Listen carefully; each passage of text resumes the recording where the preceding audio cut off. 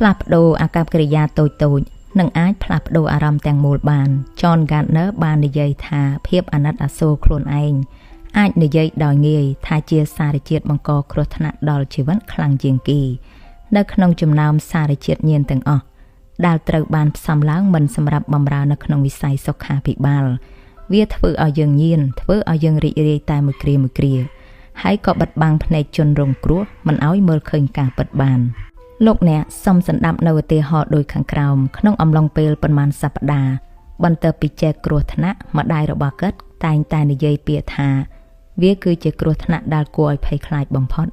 ហើយគាត់មិនអាចបញ្ឈប់ខ្លួនឯងមិនឲ្យនិយាយពាក្យនេះបានឡើយជារៀងរាល់ថ្ងៃគាត់រំលឹកអំពីហេតុការណ៍គ្រោះថ្នាក់នោះម្ដងហើយម្ដងទៀតគឺនិយាយអំពីជើងរបស់ចែកដែលបានបាក់បែបនេះឬក៏បែបនោះនៅពេលដែលគាត់ត្រូវបានបុកដោយឡានក្រុងសម្រាប់ដឹកសិស្សសាលា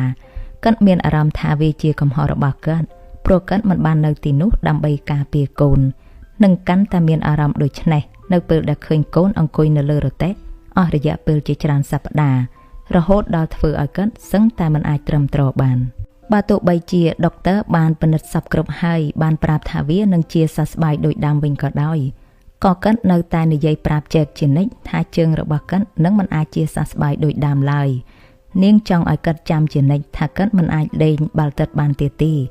ឬក៏មិនអាចរត់បានដូចជាក្មេងផ្សេងទៀតដែរបើទោះបីដុកទ័របានពិនិត្យឃើញច្បាស់លាស់ទៅតាមបច្ចេកទេសវិទ្យាសាស្ត្រថាគាត់អាចនឹងត្រឡប់ទៅសាលារៀនវិញបានពួកគេបានសម្រេចចិត្តឲ្យចែករៀននៅផ្ទះហើយម្ដាយរបស់គាត់ត្រូវសុំឈប់ពីការងារដើម្បីបង្រៀនគាត់ដោយផ្ទាល់រហូតដល់ចុងឆ្នាំពួកគេមានអារម្មណ៍ថាឲ្យតែឃើញនឹងឮសំឡេងឡានដឹកកូនសិស្សវាតែងតែបញ្ឆេះឲ្យពួកគេនឹកឃើញប្រតិការអាក្រក់ៗជាច្រើនពួកគេរារាំងគាត់មិនឲ្យអង្គុយលើរទេះដើម្បីមើលមិត្តភ័ក្តិកំពុងតែលេងបាល់ទះ